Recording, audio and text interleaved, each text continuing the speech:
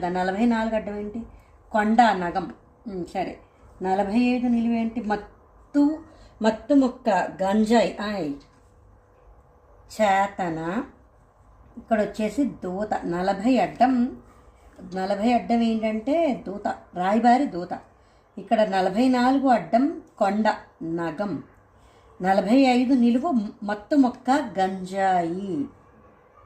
51 అడ్డం రాత్రి రేయి. సరే, 43 నిలువు ఏంటి?